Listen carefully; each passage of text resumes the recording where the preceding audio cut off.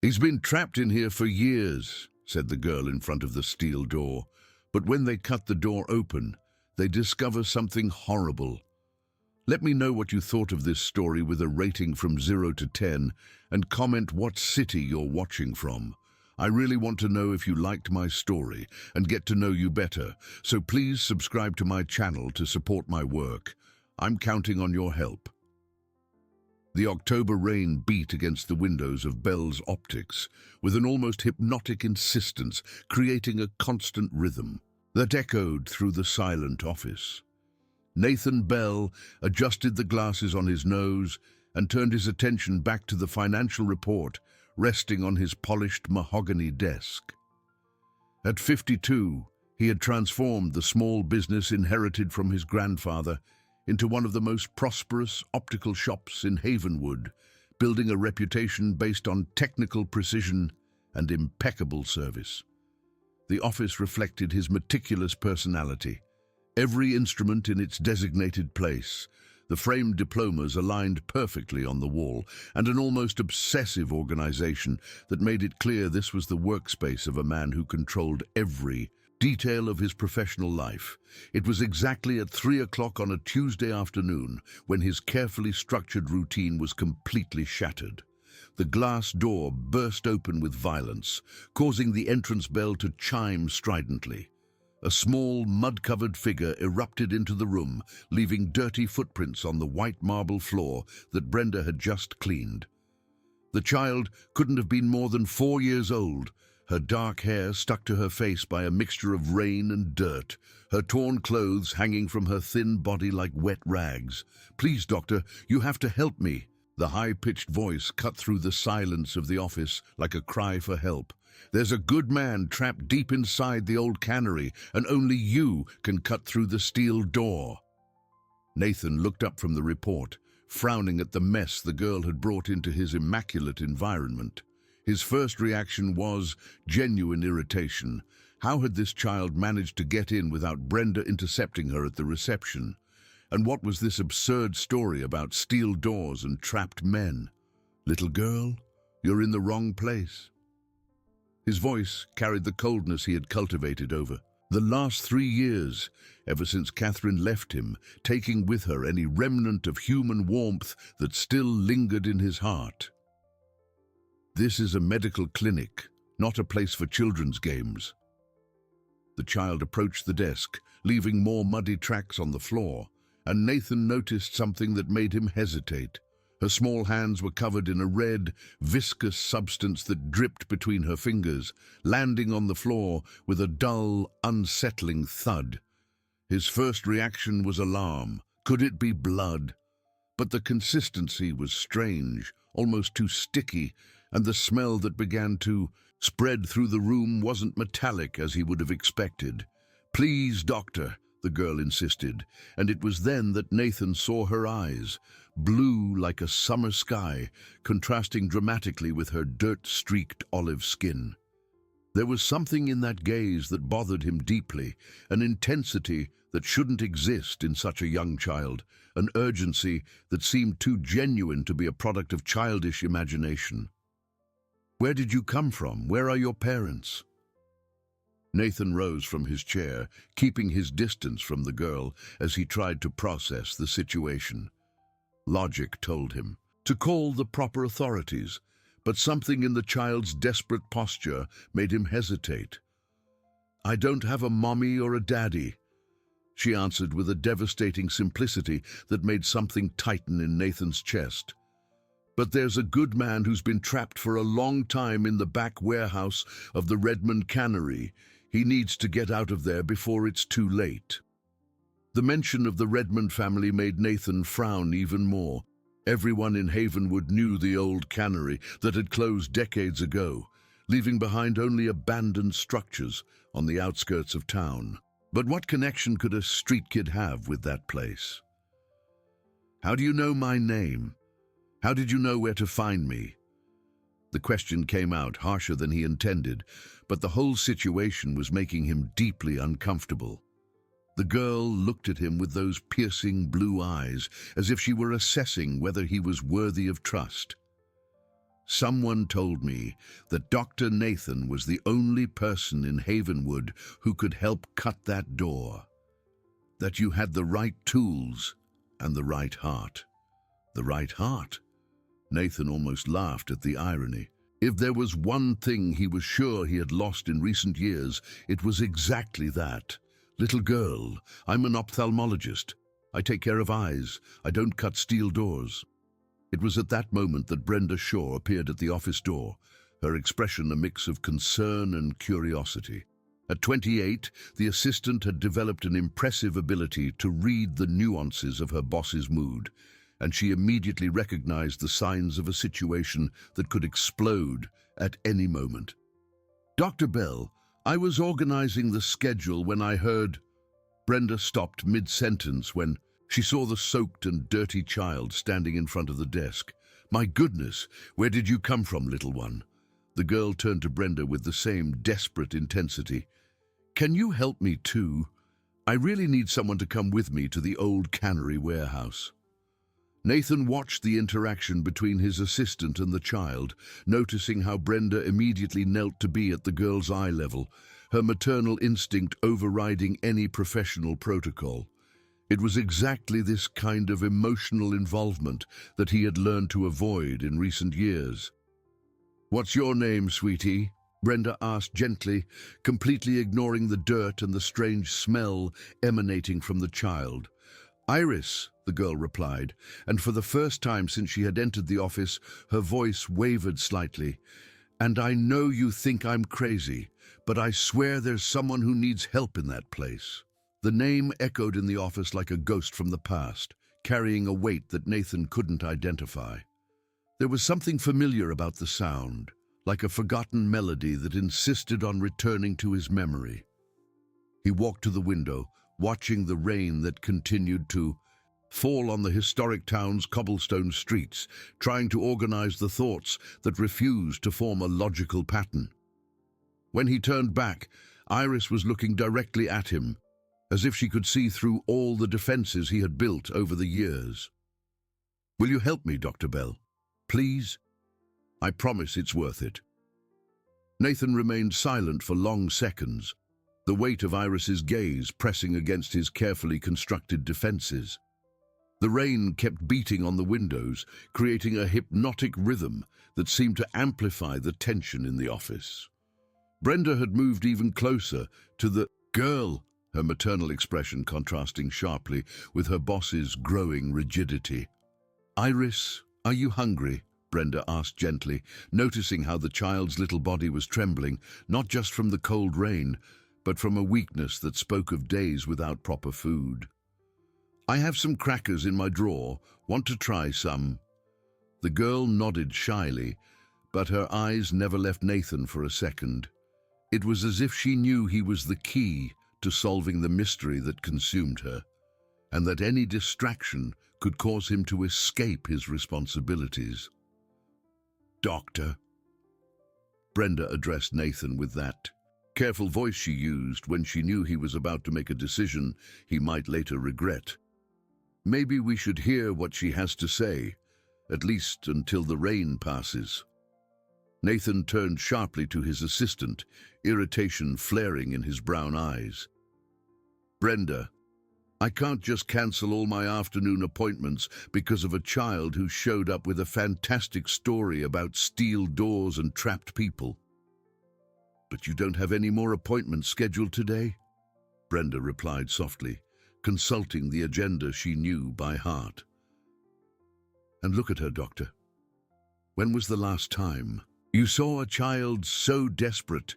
The observation hit Nathan like a punch to the gut. Since the divorce, he had strived to keep his distance from any situation that might awaken emotions he preferred to keep buried. Catherine had left him precisely because of this growing coldness, claiming he had become a hardened version of the man she had fallen in love with. Iris seized the moment of hesitation and moved closer to the desk, letting the red liquid from her hands drip onto the organized papers. Dr. Bell, I know you think I'm just a dirty, crazy girl, but I brought something. From the small, torn backpack she carried, she pulled out an object that made Nathan's heart stop for a moment. It was a pair of broken glasses with a gold frame and delicately crafted temples in a style he hadn't seen in decades. The shape was unmistakably familiar. They were identical to the glasses he used to make when he first started working with his grandfather in the early years of the shop. "Where did you get these?" The question came out harsher than he intended, but Nathan couldn't hide the shock in his voice. They were in the warehouse, with other things belonging to the man who's trapped there. Iris held the glasses with reverent care, as if they were made of the most precious material in the world. "He asked me to bring them to you, said you would recognize them." Nathan took the glasses with slightly trembling hands, examining every detail of the damaged frame. The manufacturer's mark was almost worn away, but he could still make out the initials engraved on the right temple: S.B. Sebastian Bell, his father. "This is impossible," he muttered, more to himself than to the other two people in the office. "My father left for the city when I was 8. He never came back." Brenda approached, curious but respecting her boss's personal space. She had worked for Nathan long enough to know that mentioning his family was treading on forbidden ground. He never spoke about the past, keeping his personal life locked behind seemingly impenetrable walls. "The man told me a lot of things about Dr. Bell," Iris continued, her voice gaining a strange confidence. "He said you were little when he had to leave, but that he never forgot the son he left behind." "Stop." The word came out like a military command, loaded with an authority that made Iris take a step back. "I don't know what kind of game you're playing, little girl, but I won't tolerate you making up stories about my family."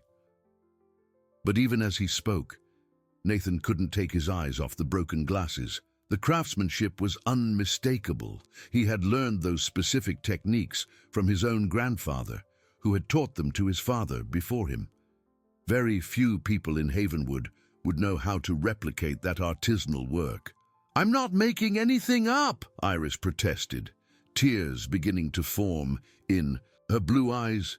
"He's been there for a long time, waiting for someone to come get him, and he said only his son could open the door." "Enough!" Nathan slammed his hand on the desk with enough force to make Brenda jump. "My father abandoned this family over 40 years ago. If he wanted contact, he would have found a way." The silence that followed was broken only by the sound of the rain intensifying outside. Iris looked at the glasses in Nathan's hands, then at his face, as if memorizing every detail of his expression. There was a deep sadness in her eyes that went beyond her age, as if she carried secrets too heavy for a child. "He didn't abandon you," she said finally, her voice low but filled with conviction. "He was forced to hide." "Hide from what?" Nathan asked against his better judgment, feeling himself dragged into a conversation he knew he should avoid. "From the Redmonds." The answer came with a chill that ran down Nathan's entire spine. He meddled with things he shouldn't have, discovered secrets they wanted to keep buried. Brenda looked from Nathan to Iris, feeling the tension in the air like an electric current. She had grown up in Havenwood and knew the stories about the Redmond family, one of the most influential in the region, until the factories suddenly closed in the 80s. There had always been rumors about the reasons for the closure, but nothing concrete was ever proven. "What kind of secrets?" Nathan heard himself ask, even knowing he was getting involved in something that could complicate his carefully organized life. Iris glanced at the office door, as if making sure no one else was listening. Secrets about what they did to the workers, about why so many people got sick, and about why your father had to choose between running away or disappearing forever. Nathan sat down heavily in his chair, still holding Sebastian's glasses. Long-buried memories began to surface. Fragmented recollections of whispered conversations between adults, of his mother crying when she thought he wasn't looking, of questions about his father that were never properly answered. "Even if I believe you," he said slowly, "what exactly do you expect me to do? I'm an ophthalmologist, not an investigator or a welder." "You just need to come with me and bring something to cut the padlock," Iris replied with a simplicity that made her request seem perfectly reasonable. "I know where to get the tools." "This is insane," Nathan muttered. But his resistance was dwindling with every second. There was something about Iris's presence that awakened emotions he had sworn never to feel again, a mixture of curiosity, protectiveness, and a painful longing for answers he had never received. Brenda approached the desk, gently placing her hand on her boss's arm. "Doctor, maybe it's not a coincidence that she showed up here today with these specific glasses." Nathan looked at his assistant, seeing the genuine concern in her eyes. Brenda had become more than an employee over the years. She was one of the few people he trusted, even if he rarely showed it. "And what if it's a trap?" he asked, voices of skepticism and hope battling in his mind. "And what if it's not?" Brenda replied gently. The sound of the rain diminishing outside marked the end of that moment of decision.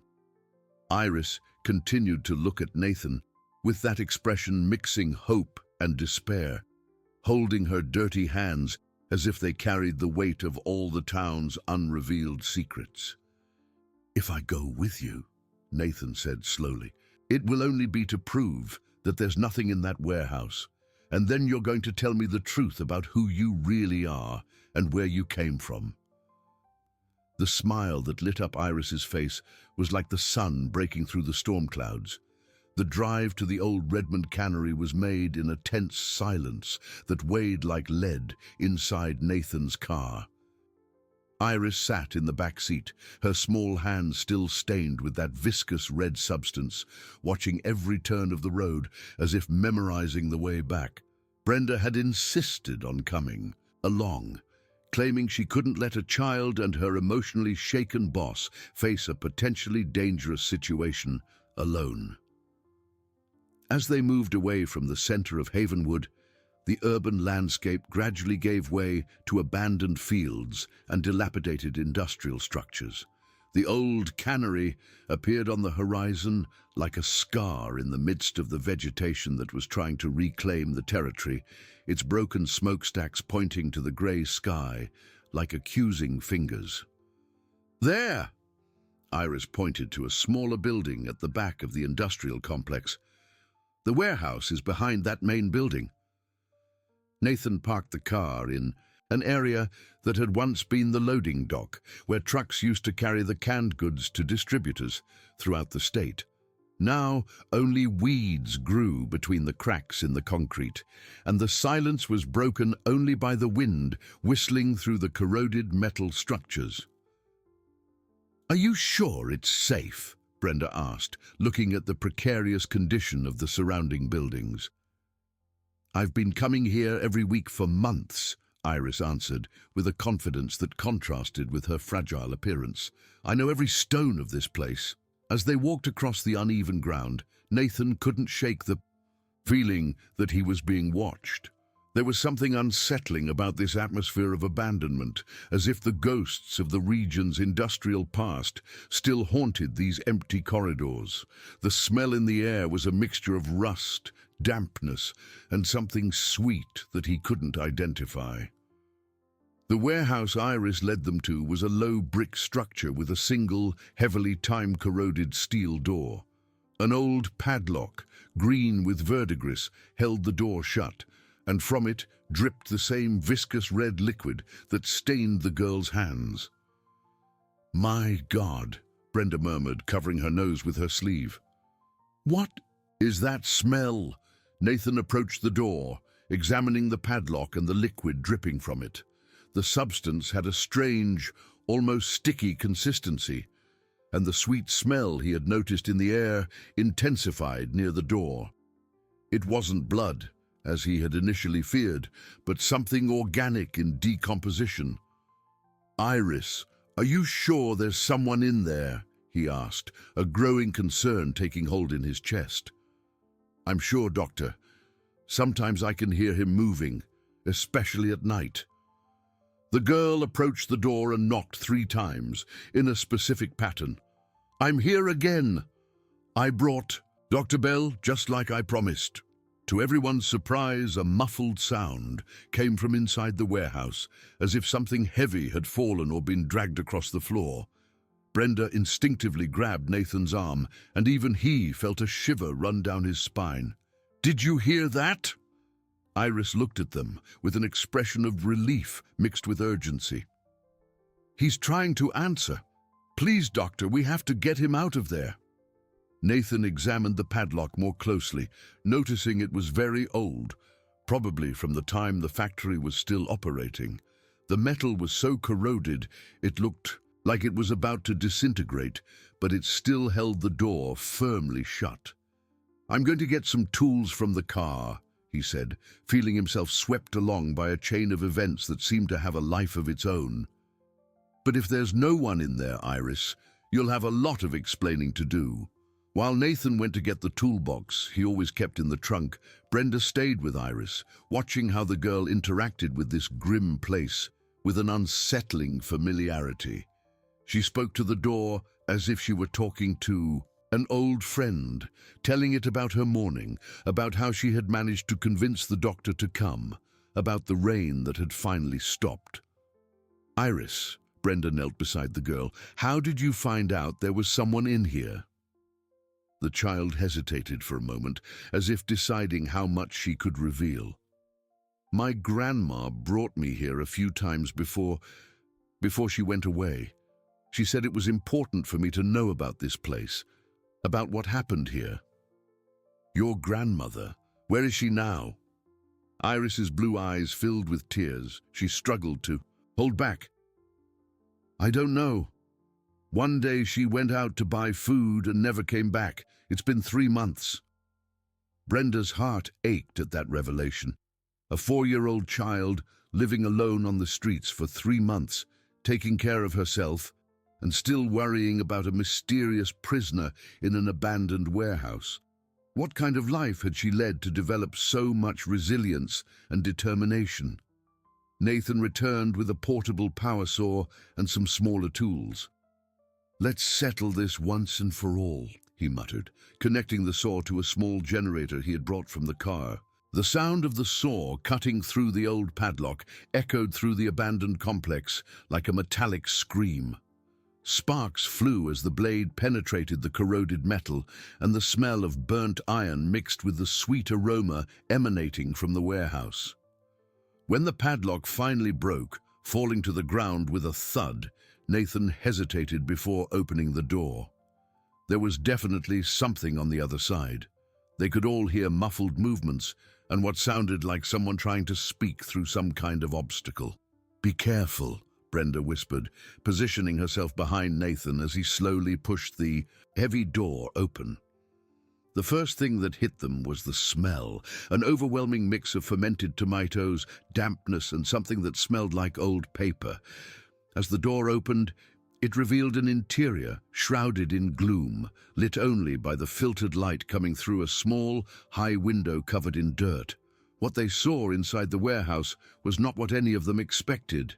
There was no man trapped, but rather piles and piles of boxes stacked from floor to ceiling, some open and spilling yellowed papers onto the floor. The red liquid came from rusted cans of preserves that had burst over time, spreading their rotten contents throughout the room. "Where is he?" Iris asked, confused, entering the warehouse before the adults could stop her.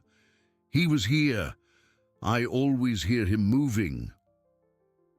It was then that Nathan noticed something that made his blood run cold.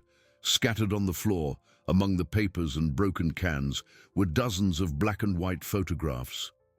He bent down to pick one up, and his heart stopped for a moment. The photograph showed a young man with glasses smiling next to a pregnant woman.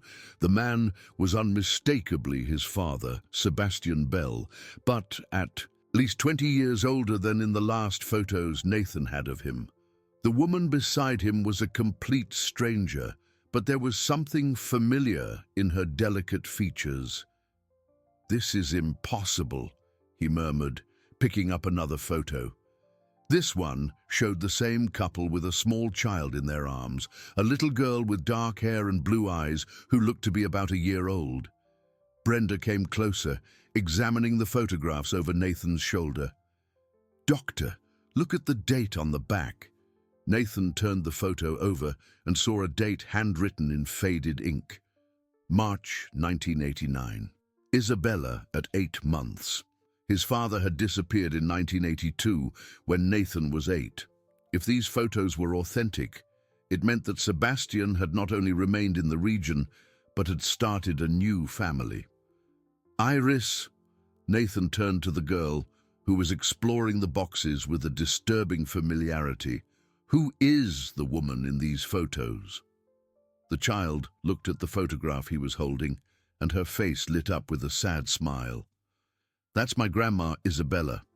She's the one who told me about this place, about all the things your father hid here."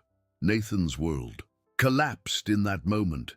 If that woman was Iris's grandmother and the photos showed his father with her, it meant that Iris was not just a lost child who had appeared in his life by chance. She was his grandniece, blood family he never knew existed. And if the photographs were real, his father hadn't abandoned the family by choice. The next few hours passed in a blur of discoveries that completely reshaped everything Nathan thought he knew about his own history. Sitting on the dusty floor of the warehouse, surrounded by piles of yellowed documents and photographs that told his father's secret story, he felt as if he were assembling a gigantic puzzle for which he only had half the pieces. Brenda had arranged the photographs in chronological order on an improvised box, creating a visual timeline that showed the double life of Sebastian Bell. The first photos dated back to 1983, just a year after his official disappearance, showing him working at the Redmond cannery. In subsequent images, he appeared increasingly thin and gaunt, until the photos with Isabella began to appear in 1987. "Look at this, Doctor." Brenda pointed to an official document she had found in one of the boxes. "It's a work contract between your father and the factory, but the conditions, they're absurd." Nathan examined the paper, frowning as he read the clauses. The document stipulated that Sebastian would work 16 hours a day, 7 days a week, in exchange for lodging and a paltry sum that would barely cover his basic needs. Even more disturbing was a clause that prohibited him from leaving the property without express permission from the Redmond family. "This is practically slavery," Nathan murmured, his indignation growing with every line he read. "There's more," Iris said, pulling a small, golden key from inside one of the boxes. "Grandma taught me where to find this. It opens a chest that has even more important things." The girl led them to a corner of the warehouse where, hidden behind a pile of empty cans, was a small wooden chest covered by a waterproof tarp. The key fit perfectly into the lock, and when Nathan opened the lid, it revealed documents that would make any investigator salivate. There were handwritten letters from Sebastian, detailing the inhumane working conditions at the factory, medical reports from workers who had developed severe respiratory diseases after exposure to improperly stored chemicals, and even more shocking, photographs showing the true conditions of the dormitories where employees were forced to live. "My God," Brenda whispered, examining a photo that showed men sleeping in overcrowded bunk beds, in an environment that looked more like a prison than worker accommodations. How did this never come to light? Because anyone who tried to speak up disappeared. A weak voice answered from the back of the warehouse. Everyone turned, startled, to see an elderly man emerging from behind a tall stack of boxes. He was extremely thin, with disheveled white hair and clothes that looked like they hadn't been washed in months. His eyes, however, were alert and intelligent, contrasting with his deteriorated appearance. "Jacob." Nathan recognized the familiar face, even altered by time and hardship. Jacob Pierce, the locksmith. The man nodded slowly, leaning heavily on a makeshift cane made from a metal pipe. "Hello, Nathan. You've grown a lot since the last time I saw you." Iris ran to Jacob's side with a familiarity that suggested previous encounters. "Mr. Jacob, I brought him just like you asked. What the hell is going on here?" Nathan stood up, his confusion turning to irritation. "Jacob, everyone thinks you're enjoying your retirement in some small town. No one has seen you for years." Jacob laughed bitterly, a harsh sound that echoed through the warehouse. "Retirement? Son, I've been hiding here for 5 years, ever since I tried to tell the authorities what really happened to your father."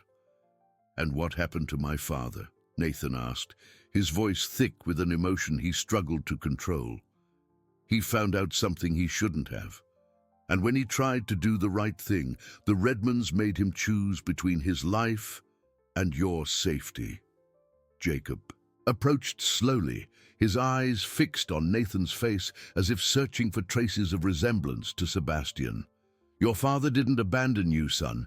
He sacrificed his own freedom to protect you and your mother from something much worse." "What kind of thing?" Brenda asked, though her expression suggested she wasn't sure she wanted to know the answer. "The Redmonds were deliberately poisoning the workers," Jacob answered, his voice low but filled with conviction. "They knew the chemicals used in the canning process were carcinogenic, but they kept using them because they were cheaper. And when the workers started getting sick and questioning things, they were transferred to other jobs or simply disappeared." Nathan felt as if the floor was moving beneath his feet. "And my father found this out?" "He didn't just find out. He collected evidence, samples of the chemicals, medical reports, witness testimonies. He had enough material to shut down the factory and send half the Redmond family to prison." "Then why didn't he do it?" Nathan's question came out sharper than he intended. Jacob pointed to one of the boxes they hadn't yet examined. "Because they threatened you and your mother. They said if he tried to expose anything, you two would suffer a very convenient accident." The silence that followed was disturbed only by the sound of Iris rummaging through one of the boxes, as if looking for something specific. When she finally found what she wanted, she pulled out a sealed envelope with Nathan's name written in familiar handwriting. "Grandma told me to give this to you when the time was right," she said, holding the envelope out to Nathan with slightly trembling hands. Nathan opened the envelope with fingers that also trembled, revealing a handwritten letter on paper yellowed by time. The handwriting was unmistakably his father's, and as he read, he felt as if Sebastian was speaking directly to him across the decades. "My dear son," the letter began, "if you are reading this, it means you have finally discovered the truth about why I had to leave. I want you to know that not a day goes by that I don't think of you and your mother, that I don't regret not being brave enough to fight against those who threatened us."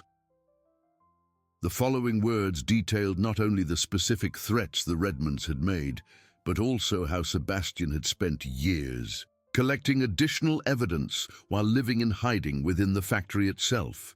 He had worked like a ghost, documenting every crime, every act of negligence, every life lost due to the family's greed. "Little Iris is my granddaughter," the letter continued, "the daughter of the daughter I had with Isabella after I was forced into hiding. Isabella died giving birth to our second child, and since then I have raised our daughters alone, always waiting for the day I could reunite our family." Nathan looked at Iris with new eyes, now seeing the familiar traits he had missed before, the determination in her blue eyes, the stubbornness in the set of her chin, the courage that seemed disproportionate to her small size. "Where is my father now?" he asked Jacob, though a part of him already knew the answer wouldn't be the one he hoped for. "Sebastian passed away 2 years ago," Jacob answered gently. His heart couldn't take so much stress and suffering, but before he left he made me promise to look after his granddaughters and to one day find a way to bring you back to the family. Granddaughters? Nathan frowned. How many daughters did my father have? 2, Iris answered, her voice small but firm.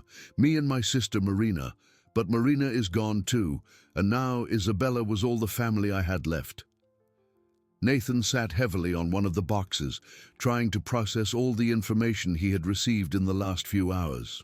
In a single afternoon, he had discovered that his father hadn't abandoned him, that he had a family he never knew existed, and that he was connected to one of the biggest industrial scandals in the history of Havenwood.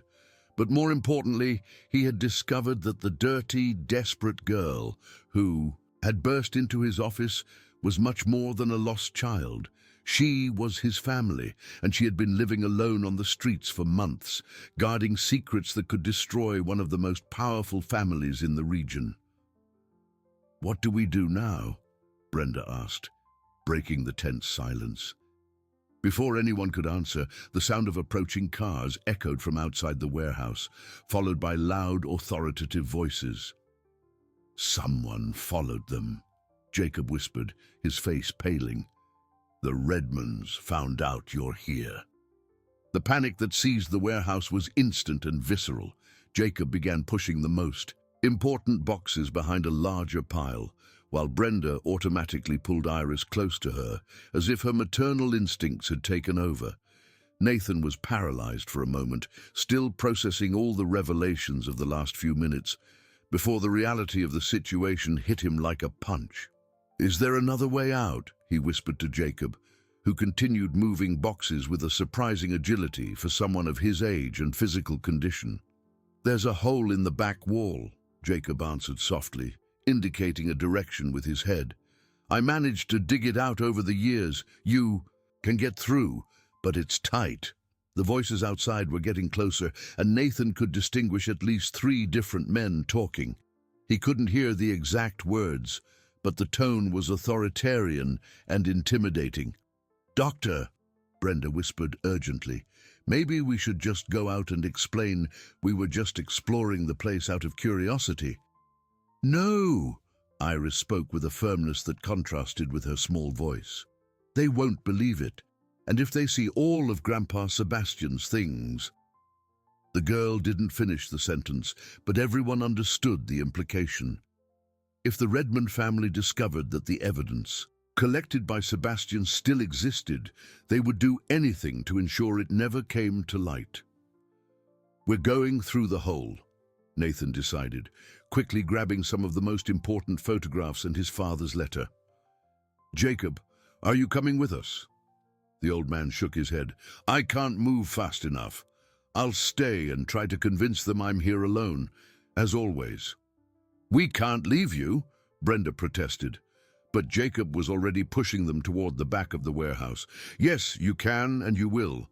Someone needs to take care of little Iris, and you're the only family she has now." Jacob looked directly at Nathan. "Your father made me promise to protect his granddaughters. Now that responsibility is yours." The hole in the wall was exactly as Jacob had described, small and tight, but large enough for a thin person to squeeze through. Iris went first, sliding through the opening, with the ease of someone who had clearly used this escape route before. Brenda hesitated for a moment. What if something happens to Jacob? "I can take care of myself," the old locksmith replied with a sad smile. "It's not the first time I've had to deal with the Redmonds." Outside, the sound of car doors slamming indicated that the unwanted visitors had arrived at the main warehouse. Nathan could hear heavy footsteps approaching and a male voice shouting orders he couldn't quite make out. Brenda went through the hole next, followed by Nathan, who had more difficulty due to his larger build. When they finally emerged on the other side, they found themselves in an area of dense vegetation that offered natural cover. Iris was waiting for them a few feet ahead, hidden behind a fallen tree. "This way," she whispered, starting to move through the woods, with a confidence that spoke of months exploring this region. As they moved away from the warehouse, Nathan could hear increasingly loud voices coming from the building they had just left. One in particular made him stop and listen more carefully. It was a voice he recognized from occasional business meetings in town, Edward Redmond, the current patriarch of the family. "Are you sure someone's been messing with the stuff?" Edward's voice echoed through the warehouse walls. "Yes, sir," a younger voice replied. "The padlock was cut recently, and some of the boxes are out of place." "Damn it!" Edward shouted, and the sound of something being kicked or thrown against a wall followed his exclamation. "After all these years, I thought we'd finally gotten rid of these problems." Nathan felt a chill in his stomach upon hearing the conversation. Edward Redmond wasn't just worried about casual trespassers. He knew exactly what was in that warehouse and why it was important to keep that information hidden. "Keep searching," Edward ordered. "I want to know who was here and what they saw. And find that crazy old man who's been hiding around here. It's past time we resolved this situation once and for all." Iris pulled on Nathan's shirt sleeve, indicating they should keep moving. The girl led them through a labyrinth of vegetation and smaller industrial ruins, demonstrating an intimate knowledge of the area that was impressive for someone so young. "How do you know this place so well?" Brenda asked when they finally stopped to rest behind an abandoned water tank. "Grandma brought me here a lot," Iris replied, sitting on the ground and hugging her knees. "She said it was important for me to know our family's history, so I would never forget what they did to Grandpa Sebastian." "Iris," Nathan knelt beside the girl, "your grandmother, when exactly did she disappear?" Iris's expression became even sadder. 3 months ago. She left one morning saying she was going to the market to buy food, but she never came back. I waited and waited, but..." The girl's voice failed, and tears began to stream down her dirty cheeks. Nathan felt something tighten in his chest. For 3 months, while he lived his organized and comfortable life, his grandniece had survived alone on the streets, carrying the weight of family secrets that could destroy one of the most powerful families in the region. "Where have you been sleeping?" Brenda asked gently, wiping the tears from Iris's face with her sleeve. "Different places. Sometimes at the church, when the priest lets me. Sometimes in abandoned houses. Sometimes here, near the warehouse, to be close to Mr. Jacob." Iris looked at Nathan with those blue eyes that he now recognized as a family inheritance. "Grandma told me that if anything happened to her, I should look for Dr. Nathan. She said you were a good person, even if you were a bit gruff." The description drew a bitter smile from Nathan. Even without ever having met him, Isabella had managed to capture his personality with disturbing accuracy. From the warehouse came the sound of more voices and activity. Apparently, Edward had brought more people to help with the search. Nathan wondered what had happened to Jacob, but knew they couldn't go back to check without putting themselves in danger. "We have to get out of here," he said, helping Iris to her feet, "and we need to decide what to do with all this information." "Should we go to the police?" Brenda suggested, but Nathan shook his head. "The Redmonds have too much influence in town. We need a better strategy." He looked at the photographs he had managed to save, thinking about the implications of everything they had discovered. "And first, we need to make sure Iris is safe." "I don't want to go to an orphanage," Iris said quickly, as if guessing Nathan's thoughts. "I won't let that happen," Nathan replied, and for the first time in years, he spoke with genuine emotional conviction. "Your family. We'll find a way to take care of you." As they moved away from the abandoned factory, none of them noticed the lone figure watching them from a broken window in the main building. Edward Redmond lowered the binoculars he had been using to track them and smiled in a way that wasn't friendly at all. "So Sebastian's son finally showed up," he muttered to himself. "Interesting. Very interesting." He took out his cell phone and dialed a number he knew by heart. "It's me. We have a situation. Belle's son found the warehouse." "Yes, I know we thought he'd never get involved. No, we can't just ignore it this time. He has the girl with him, and apparently she knows more than we'd like." Edward paused, listening to the response from the other end of the line. "Do what's necessary, but be discreet. We can't afford to draw attention, especially not now that we're so close to finalizing the new project." When he finished the call, Edward stood looking out the broken window in the direction Nathan, Brenda, and Iris had taken. After decades of keeping the family secrets buried, it seemed the past had finally come back to collect its price. And this time, he wasn't willing to let anyone get away with that information alive. The drive back to town was tense and silent, with Nathan constantly checking the rearview mirror to make sure they weren't being followed. Iris sat in the back seat, clutching a worn-out rag doll she had taken from her backpack, watching the familiar streets of Havenwood as if seeing them for the first time. Brenda kept a protective hand on the girl's shoulder, while her other hand held tightly to the photographs they had managed to save from the warehouse. "We can't go back to the shop," Nathan said finally, breaking the silence. "If the Redmonds have figured out who I am, they'll be waiting there." "So, where do we go?" Brenda asked, noticing how Nathan's hands were trembling slightly on the steering wheel. "To my house. It's safer, has an alarm system, and it's in a neighborhood where neighbors pay attention to strange activity." Nathan's house was in a gated community on the outskirts of Havenwood, a modern structure that reflected his professional success, but it always seemed too empty for one person. As he drove through the tree-lined streets of the neighborhood, he wondered how his life had changed so drastically in just a few hours. Iris watched everything with wide eyes as they entered the community. It was clearly the first time she had seen such large, well-kept houses. "Do you live in that giant house all by yourself?" she asked when they parked in the garage. "I do," Nathan replied, feeling a pang of embarrassment for the first time. Seeing his house through the eyes of a child who had spent months living on the streets, it really did seem excessively large and luxurious. The interior of the house was immaculate but cold, decorated with expensive furniture that seemed more suited for a design magazine than a home. Iris walked slowly through the living room, carefully touching the polished surfaces as if afraid of breaking something. "Are you hungry?" Brenda asked, heading naturally to the kitchen. "Always," Iris answered, with an honesty that made Nathan's heart ache. While Brenda prepared something for the girl to eat, Nathan headed to his home office, an environment he had designed to be his personal refuge.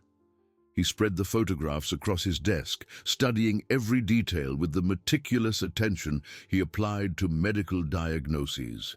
The resemblance between Iris and the children in the photographs was undeniable, but even more disturbing were the similarities between himself and his father in the older pictures. There was something painful in seeing Sebastian smiling alongside a family Nathan never knew existed, especially knowing that those smiles were rare in a life of suffering and sacrifice. "Doctor?" Iris's voice interrupted him. She was standing at the office door, holding a glass of milk and looking at the photographs spread across the desk. "Come in," Nathan said, pulling out a chair for her to sit beside him. "Do you want to tell me more about your grandmother, about what it was like living with her?" Iris settled into the chair, which was too big for her, and took a sip of milk before answering. Grandma was very affectionate, but also very sad. She would cry sometimes, especially at night, when she thought I was asleep. Why did she cry? Because of Grandpa Sebastian, and because of my mom, too. Iris pointed to one of the photographs showing a young woman holding a baby. That's Mom with Marina when she was little. Nathan examined the photo more closely, seeing for the first time the face of the daughter he never knew. She had the same expressive eyes as Iris, but there was a fragility in her appearance that suggested health problems. "What happened to your mother and sister?" he asked gently. "Mom got sick after she started working for the Redmonds. Grandma said it was because of the chemicals in their house, but the doctors never wanted to believe it." Iris lowered her head, her voice growing even smaller. "And Marina? She was born with a bad heart. She couldn't get strong enough." The revelation hit Nathan like a punch. 2 generations of his family had suffered directly because of the Redmonds. First his father, forced into exile and slave labor, then his half-sister, poisoned by the same chemicals Sebastian had tried to expose decades earlier. "Iris," he said carefully, "did your grandmother work for the Redmonds too?" "For a while, before I was born. She said that's how she met Grandpa Sebastian. He was trying to document the working conditions in their house too, not just at the factory."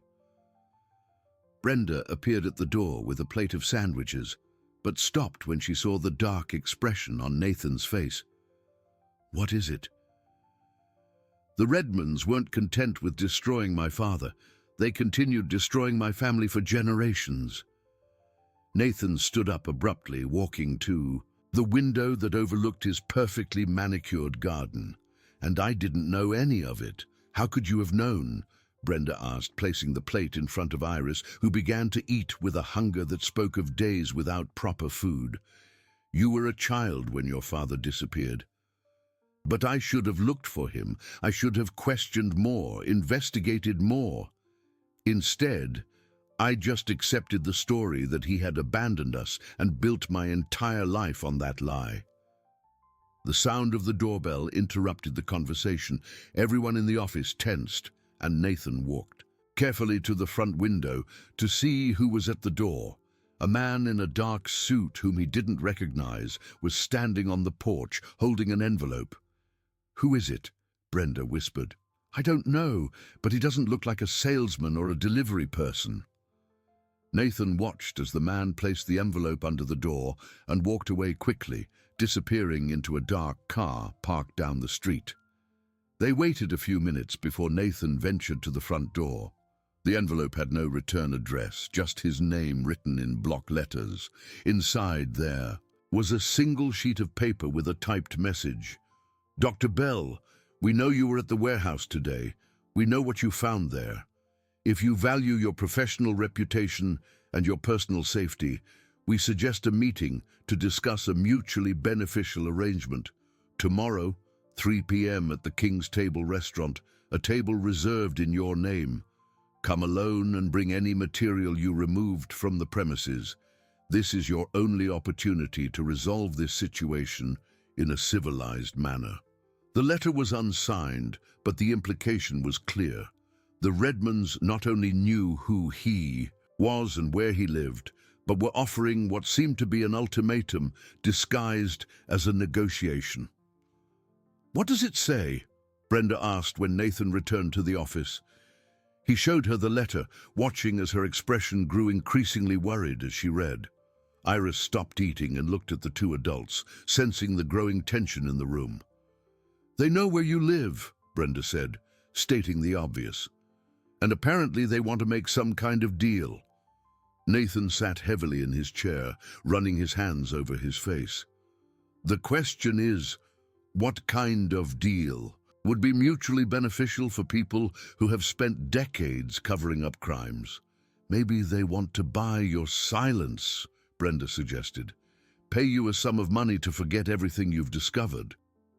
Or maybe they want to personally ensure I never talk about it," Nathan replied grimly. Iris got up from her chair and walked over to Nathan, placing her small hand on his arm. "Grandma always said the Redmonds were dangerous when they felt cornered. She said they did very bad things to people who tried to expose them." "What kind of things?" Nathan asked, though he wasn't sure he wanted to know the answer. "People who disappeared, strange accidents, whole families that suddenly moved out of town without telling anyone." Iris looked directly into Nathan's eyes. That's why Grandma taught me all the hiding places, all the escape routes. She knew that one day they might come after us. The weight of the responsibility that had fallen on Nathan's shoulders was almost unbearable. He was not only responsible for himself now, but for a 4-year-old child who carried secrets that could destroy a powerful family. And that family had repeatedly shown they were willing to do anything to protect those secrets. "I'm not going to that meeting," he decided finally. "It's obviously a trap." "So what do we do?" Brenda asked. Before Nathan could answer, the house's landline rang. The caller ID showed a number he didn't recognize, but something in his gut told him that answering could be a grave mistake. The phone kept ringing, and when it finally stopped, the house was plunged into a silence that seemed charged with unspoken threats. The night passed slowly at Nathan's house, marked by heavy silences and occasional whispers between him and Brenda as they tried to decide on the best course of action. Iris had fallen asleep on the living room sofa, wrapped in a blanket Brenda had found, but even in her sleep, she held her rag doll tightly to her chest, as if it were her only anchor in a world that had become too dangerous. Nathan couldn't sleep a wink. He spent most of the night in his office, studying the photographs and documents, trying to piece together a complete picture of what had really happened to his family over the years. Each new discovery only deepened his anger and his sense of powerlessness in the face of the injustices that had been committed. At 6 in the morning, the phone rang again. This time, Nathan answered. "Dr. Bell?" The voice on the other end was female, polite, but there was a coldness to it that made his muscles tense immediately. "Who's speaking?" "My name is Carla Redmond. I'm Edward's daughter, and I manage the family's legal affairs. I'd like to talk to you about a proposal that might be interesting for both parties." Nathan covered the mouthpiece and called Brenda in a low voice. She appeared quickly, still in her robe, and stood close to him so she could hear the conversation. "What kind of proposal?" Nathan asked cautiously. "We know that you discovered some old documents related to your father's work at our old factory. Documents that, frankly, do not adequately reflect the context of the time, nor the improvements we have implemented since." The way she spoke was calculated, each word carefully chosen to minimize the gravity of what he had discovered. Nathan felt his irritation grow. "The context of the time," he repeated, his voice laced with sarcasm. "Are you referring to the context in which workers were systematically poisoned, and my father was forced into exile?" There was a pause on the other end of the line before Carla continued, her voice maintaining the same professional tone. "Dr. Bell, I understand your emotionality regarding these family matters, but I believe it would be in your best interest to hear our proposal before making any rash decisions. Speak." The Redmond family is prepared to offer significant compensation for the trouble these old issues may have caused your family. We're talking about a sum that would allow you to significantly expand your clinic, perhaps open branches in other cities, and ensure a comfortable future for any dependents you may have. Brenda shook her head vigorously, but Nathan knew he needed to hear the whole proposal before rejecting it. "And in return?" "In return, we would expect you to hand over any material you have removed from the property and sign a non-disclosure agreement regarding matters related to our company's historical operations." "In other words, you want to buy my silence." "We prefer to think of it as a mature resolution of past issues that benefit no one by being revisited." Nathan looked out the kitchen window, watching the garden his housekeeper meticulously maintained. It was an orderly and predictable world, so different from the emotional chaos his life had become in the last 24 hours. "And if I refuse?"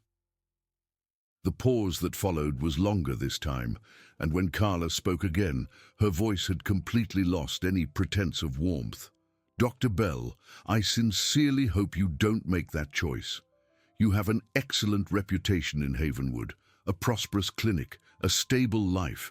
It would be unfortunate if unfounded rumors about your mental stability or your professional competence began to circulate. The threat was veiled, but clear. Nathan felt a cold fury build in his chest. Are you threatening me? I'm merely observing that reputations take years to build and can be destroyed in a matter of weeks, especially when there are issues related to the proper care of vulnerable minors. Nathan's blood ran cold. They knew about Iris. They knew she was with him. The implication was clear. If he didn't cooperate, not only his career would be at risk, but also the girl's safety. I have until 3 o'clock to decide, he asked, forcing his voice to remain steady. Exactly, and Dr. Bell, I hope you make the right decision for everyone involved. The line went dead. Nathan hung up the phone and turned to Brenda, who was pale and obviously shaken by the conversation she had overheard. They're threatening not just you, but Iris too, she said in a low voice. I know. Nathan sat heavily in the kitchen chair, running his hands over his face. And they probably have enough power to carry out those threats. So what do we do? Before Nathan could answer, a small voice came from the kitchen doorway. Are you talking about the Redmonds? Iris was standing there, still holding her doll, but with an expression on her face that was far too old for her 4 years. There was a determination in her eyes that was painfully reminiscent of the photographs of Sebastian. Iris, sweetie, you should be sleeping. Brenda approached her, but the girl shook her head. I heard the phone ring. It was them, wasn't it? She looked directly at Nathan. They want you to hand over Grandpa Sebastian's things. How do you know that? Because they did the same thing to Grandma 3 months ago. The revelation fell like a bomb in the silent kitchen. They called her, offered her money, then started threatening her. That's why she left that day. She was going to meet them. Nathan felt as if the floor had disappeared from under his feet. Iris, are you saying your grandmother didn't just disappear? That something happened to her? The girl nodded slowly, tears beginning to form in her eyes.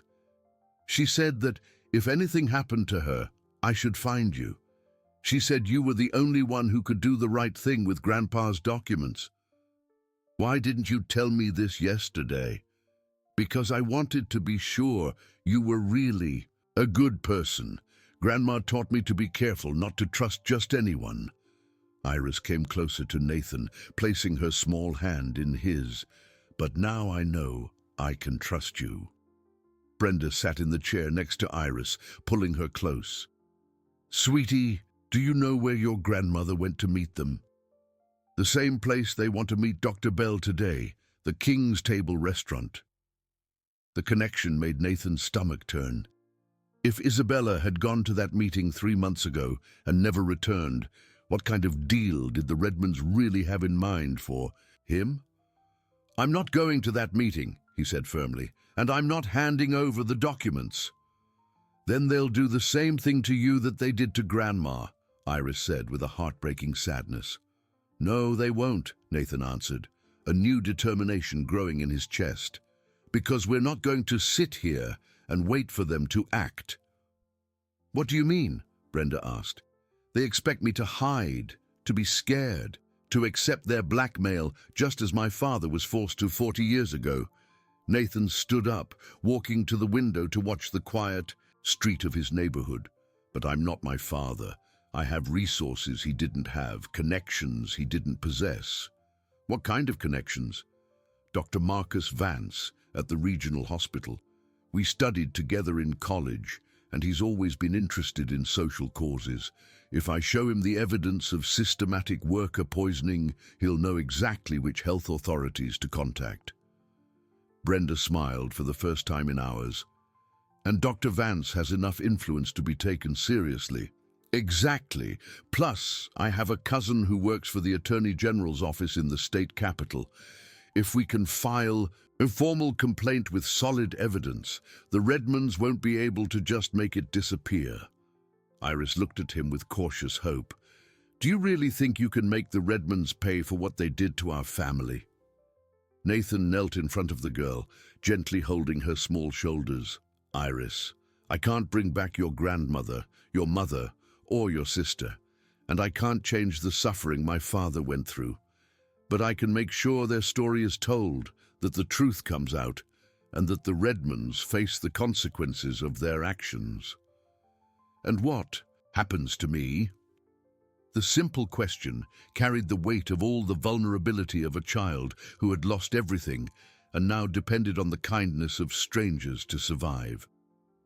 Nathan looked into those blue eyes that were so much like his own, seeing in them not just his grandniece, but also a chance for redemption for all of his family's failings. You stay with me, he said simply, forever, if you want. We're family, Iris, and family takes care of each other. At that moment, the sound of cars stopping on the street made all three of them turn. To the window, two dark sedans had parked in front of the house, and men in suits were getting out. They didn't wait until 3 o'clock, Brenda whispered. Back exit, Nathan said quickly, grabbing the photographs from the table. Now! But as they headed for the back door, they could see that another car had appeared in the backyard. The Redmonds were not willing to take no for an answer, and this time they seemed determined to resolve the situation definitively. Panic seized the house as they realized they were completely surrounded. Nathan picked up Iris, while Brenda ran to check the side windows, confirming what they all feared. There were men positioned at every possible exit. The basement, Nathan said quickly, remembering a construction detail he had forgotten. There's an emergency exit that connects to the neighbor's house. The engineer installed it when he built the community. They hurried down the stairs to the basement, Iris clinging to Nathan's neck with enough force to nearly stop his breathing. The basement was a space he rarely used, filled with dusty boxes and old equipment from the shop that he had stored over the years. There, he pointed to a wall that looked solid, but when Brenda examined it more closely, she could see the edges of a disguised door. The lever is behind that red box. The sound of heavy footsteps on the floor above made them all move faster. They could hear male voices talking, clearly looking for them. One of the voices was louder than the others, giving orders with authority. Find them! Search every room! And when you find them, remember, we want to talk first. But if they don't cooperate... The implied threat made Brenda speed up her movements with the lever. When she finally managed to activate it, a section of the wall opened silently, revealing a narrow tunnel that stretched for about 100 feet to the neighboring house. I'll go first, Nathan whispered, adjusting Iris in his arms. Brenda, you bring the photographs and close the passage behind us. The tunnel was tight and dark, lit only by the flashlight on Brenda's phone. The walls were rough concrete, and the air smelled of dampness and earth. Iris kept her face buried in Nathan's shoulder, trying not to make a sound, even when fear made her tremble. It took them almost 10 minutes to cross the entire tunnel, moving slowly due to the restricted space and the need to remain absolutely silent. When they finally reached the other side, they found themselves in the basement of the neighboring house, a residence Nathan knew had been empty for months because the owners had moved away. Now we need to get out of here without being seen, he whispered, cautiously climbing the stairs to the ground floor of the empty house. The house was completely devoid of furniture, but the windows still had curtains that offered some protection from prying eyes. Nathan carefully positioned himself behind one of the curtains in the front room, watching his own house across the street. He could see at least 6 men moving around the property, all dressed professionally, but with the alert posture of people accustomed to potentially violent situations. One of them was on the phone, clearly reporting that they hadn't found anyone in the house. "They know we escaped," Brenda observed, positioned at another window. "Which means they'll start searching the neighboring houses soon," Nathan completed. "We have to get out of here now." The empty house's garage was open, and Nathan remembered that the former owners had left an old bicycle and a wheelbarrow when they moved. They weren't ideal modes of transport, but they would have to do to get them out of the community without using a car that could be tracked. "Iris, can you ride a bike?" he asked. The girl shook her head. "Grandma never had money to buy one." "Then you'll ride with me in the wheelbarrow, and Brenda can use the bike." It wasn't an ideal plan, but it was what they had. They left through the back door of the empty house, moving through the overgrown garden until they reached the side gate that led to a secondary street in the community. Luck was on their side. The street was deserted, and there was no sign of the men searching for them. The journey to the city center was tense and slow. Nathan pushed the wheelbarrow where Iris sat, covered by an old blanket they had found in the garage, while Brenda pedaled beside them.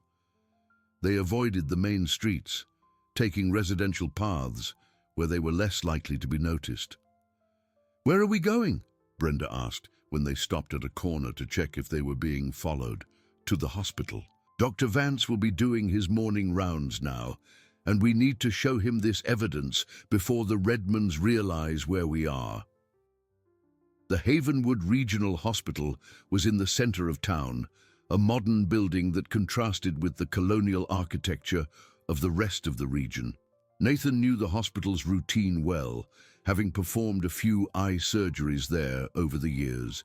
They left the bicycle and wheelbarrow parked behind the hospital and entered through the emergency entrance, where they were less likely to encounter people who might recognize Nathan and ask awkward questions. Dr. Marcus Vance was exactly where Nathan expected to find him, in the cardiology wing, doing his morning rounds with a team of residents. He was a tall, thin man with graying hair and a well-groomed beard that gave him a distinguished air. "Nathan?" Marcus stopped in the middle of his explanation of a cardiac case when he saw his old college classmate approaching. "What a surprise! What brings you here so early?" "Marcus, I need to talk to you. It's urgent and delicate." Nathan looked meaningfully at the residents, accompanying the cardiologist. Marcus dismissed his team and took Nathan, Brenda, and Iris to his private office. It was a comfortable room, full of medical books and diplomas, but also with family photos that showed the more human side of the doctor. "My God, Nathan, you look terrible," Marcus observed, noticing his friend's wrinkled clothes and tense expression. "What's going on?" "Marcus, do you remember the stories that went around in college about the Redmond cannery, about the workers' health problems?" "Vaguely. Why?" Nathan spread the photographs and documents across Marcus's desk, watching as the cardiologist's expression changed as he examined each piece of evidence. The medical reports in particular seemed to capture his attention. "My God," Marcus murmured, examining a report that described symptoms consistent with industrial chemical poisoning. "This is evidence of criminal negligence. Where did you get this?" "It's a long story. But the short version is that my father, who I thought had abandoned us, actually spent decades collecting evidence against the Redmonds. And now they're trying to make sure that evidence never sees the light of day." Marcus looked at Iris, who was sitting quietly in one of the chairs, still clutching her rag doll. "And the girl? She's my grandniece, the daughter from the family I never knew. I had." Nathan sat heavily in one of the chairs. "Marcus, I need your help. I need someone with medical credibility to analyze this evidence and take it to the proper authorities." "Nathan, this is huge. If this evidence is authentic, we're talking about crimes against dozens, possibly hundreds of people." Marcus continued examining the documents. "But we're also talking about accusing one of the most influential families in the region. I know, and they've already made it clear they're willing to do anything to keep these secrets buried. As if summoned by his words, the sound of loud voices echoed down the hospital corridor. Through the glass door of the office, Nathan could see two men in suits talking intensely with the receptionist, clearly asking questions about him. "They've found us," Brenda whispered, instinctively pulling Iris closer. Marcus looked from the door to the documents spread across his desk, then to his friend's desperate face. In his eyes, Nathan could see an internal battle between personal safety and moral responsibility. "There's a back exit," Marcus said finally, making his decision. "It leads straight to the doctor's parking lot. But Nathan..." "Yes?" "These documents stay with me. I'm going to analyze them properly and contact the right people. It's time for the truth to come out, no matter how powerful the family trying to hide it is." As they quietly left Marcus's office through the back, Nathan felt a small flicker of hope for the first time in days. Finally, someone with authority and credibility had seen the evidence and was willing to act. But as they ran through the parking lot toward Marcus's car, which he had lent them, Nathan also knew they had now crossed a line from which there was no return. The Redmonds weren't just trying to silence him. Now they knew he was actively working to expose them. And families like that didn't get to power and keep it for generations by being kind to those who threatened them. Brenda's apartment was in a modest neighborhood of Havenwood, far from the social circles frequented by the Redmond family. It was a small two-bedroom apartment she shared with her mother, Mrs. Gable, a seamstress who worked from home and had always welcomed the few friends her daughter brought over. "Mom, I need your help," Brenda said when they arrived at the apartment, still breathless from running through the town's alleys to avoid the main streets. Mrs. Gable, a small woman with graying hair and kind eyes, looked at the unusual group that had appeared in her living room. Nathan, visibly shaken and still carrying Iris, who had fallen asleep from exhaustion during the escape. Brenda, with dirty clothes and the expression of someone who had been through life-changing experiences, and a small child who had clearly suffered more than any child should. "Of course, my dear. What happened?" Brenda quickly explained the situation, omitting the most dangerous details but explaining that Nathan had discovered important information about his family and that powerful people were trying to silence him. Mrs. Gable listened in silence, her life experience allowing her to read between the lines what wasn't being said explicitly. "The girl can stay in my room," she said simply. "And you two can use the living room sofa. No one will look for you here." Nathan carefully placed Iris on Mrs. Gable's bed, adjusting the blanket around the child who had become his responsibility in a way he was still trying to fully process. For the first time in hours, she seemed truly at peace, her breathing regular and deep. "She's beautiful," Mrs. Gable observed, watching as Nathan gently touched the girl's face to brush away a few strands of hair. "She has your eyes." "She's my grandniece," Nathan replied, the word still sounding strange in his mouth. "Family I never knew existed. And now? Now I'll take care of her. No matter what happens with the Redmonds or the evidence, she won't grow up alone on the streets like she has been for the past few months." Mrs. Gable smiled, recognizing in Nathan the same protective determination she had seen in Brenda when she decided to defend a cause she believed in. "Good. A child needs family." In the living room, Brenda was calling the optical shop, checking her voicemail for any important messages. What she heard made her turn pale. "Nathan, you need to hear this," she called. The first message was from one of Nathan's regular patients, cancelling an appointment because he had heard troubling rumors about the doctor's stability. The second was similar.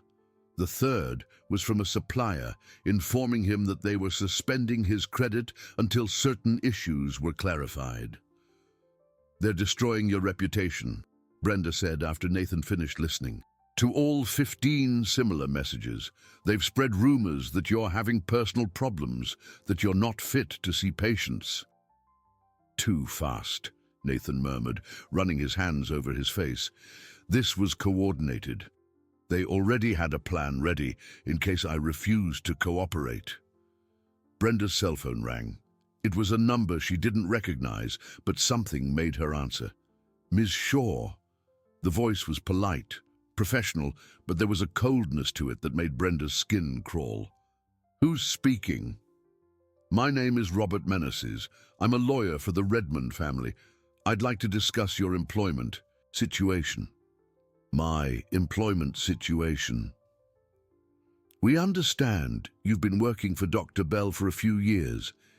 It must be a comfortable position for someone of your social background. It would be a shame if you lost that stability due to your employer's poor decisions. Brenda looked at Nathan, who was listening to the conversation with an increasingly dark expression. What exactly are you suggesting? I'm suggesting it might be time to consider new opportunities. We have an opening in our office, administrative assistant, salary significantly higher than what you currently earn, full benefits. And in return?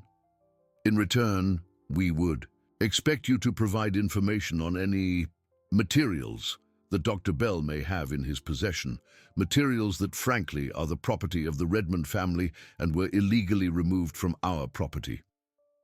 The offer was tempting, Brenda had to admit. The salary mentioned was almost 3 times what she earned at the shop, and the benefits would solve many of the financial problems she and her mother faced. But looking at Nathan, seeing the trust in his eyes, she knew there was only one possible answer. Mr. Meneses, you can tell the Redmond family that I'm not interested in their proposal, and if they try to intimidate my family or interfere with my work, I will take appropriate legal action. Ms. Shaw, I sincerely hope you reconsider. Opportunities like this don't come around often for people in your position. My position is quite clear. I have a good job with an honorable man whom I respect. I don't need anything you're offering. When she hung up, her hands were trembling slightly. Mrs. Gable came over, placing a caring hand on her shoulder. You did the right thing, my dear. I did, but I also put myself in the line of fire, Brenda replied. They'll try to destroy me too now. Not if they don't have time, Nathan said, a new determination in his voice. Brenda, do you have any contacts in the local press? A few. Why? Because if the Redmonds want to play dirty, we're going to show them how it's done. Marcus is analyzing the medical evidence, but we need public pressure too. If we can get the story to the press before they finish destroying our reputations, we can force them to defend themselves publicly instead of attacking from the shadows. Brenda completed, understanding the strategy. Exactly, and a family that has spent decades keeping secrets is probably not prepared for public scrutiny. The apartment's landline rang. Mrs. Gable answered, her expression quickly changing from confusion to concern. It's for you, she said, handing the phone to Nathan. He says he's Dr. Vance. Marcus. Nathan, where are you? The cardiologist's voice was tense, filled with urgency. Don't come back to the hospital. Why? What happened? After you left, a man showed up here claiming to be a private investigator hired by Iris's family. He said the girl had been kidnapped and that you were suspects. Nathan's blood ran cold. And you believed him? Of course not. But he brought documents that looked official, a court order claiming the child was in danger. I had to give him some of the photographs you left with me. Marcus. Nathan, listen. Before I handed anything over, I photographed everything. I have digital copies of all the evidence, and I've already sent them to 3 different colleagues in hospitals in other cities. They couldn't destroy the evidence. They just got some of the originals. Thank you. It means the investigation will continue, but it also means they now No, the evidence has spread. You're no longer just dealing with attempts to hush up the scandal. Now you're dealing with desperate people. When Nathan hung up, he found Brenda and Mrs. Gable looking at him with worried expressions. From the bedroom, he could hear the sound of Iris stirring, waking from her nap. "They claimed we kidnapped Iris," he said. "They forged documents saying we're a threat to her." "That means they can use the law against us now," Brenda observed. "If they show up with a legitimate court order, they could take Iris and make her disappear into the system just like they did with her grandmother." At that moment, Iris herself appeared at the bedroom door, rubbing her eyes and holding her rag doll. She looked at the adults, easily reading the tension in the room. "They're coming to get me, aren't they?" she asked with a calmness that was disturbing in a 4-year-old. "We're not going to let that happen," Nathan said firmly, kneeling to be at her level. "Grandma taught me a song," Iris said softly. "She used to sing it whenever she was scared. Do you want me to sing it for you?" Without waiting for an answer, she began to hum a simple but touching melody about birds that fly away when there's a storm, but always come back when the sun returns. Her small voice filled the modest apartment, reminding everyone present that in the midst of this fight for justice and truth, there was a real child who needed protection and love. When she finished, Iris looked at Nathan. "Grandma said you would take care of me. She said you were brave, like Grandpa Sebastian." "Your grandmother was right," Nathan replied, "and we're going to prove it." The next morning brought a discovery that would change everything again. Brenda had left early to meet her contact at the local newspaper, leaving Nathan, Iris, and Mrs. Gable in the apartment.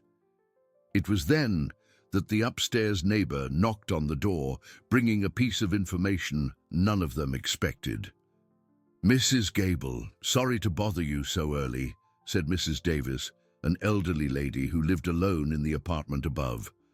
"But last night, when I was watering my plants on the balcony, I overheard a strange conversation in the building next door." "What kind of conversation?" Mrs. Gable asked, pouring a cup of coffee for her neighbor. "It was about the little girl." Mrs. Davis looked meaningfully at Iris, who was sitting on the sofa drawing on a piece of paper Mrs. Gable had given her. "Two men were arguing in a car, and one of them said they found where the Bell child was hiding." Nathan's blood ran cold. "Are you sure of what you heard?" "I am, Doctor, and there's more. They mentioned they were going to use a woman to get close, someone you would trust. A social worker or something." Mrs. Davis had barely finished speaking when the doorbell rang. Through the peephole, Nathan could see a well-dressed, middle-aged woman holding a folder and some official-looking papers. "Dr. Bell," she called through the door. "I'm Sylvia Carvalho from Child Protective Services. We need to talk about Iris's situation." Mrs. Gable and Nathan exchanged tense glances. The coincidence was too obvious to be real. "Don't open it," Mrs. Davis whispered.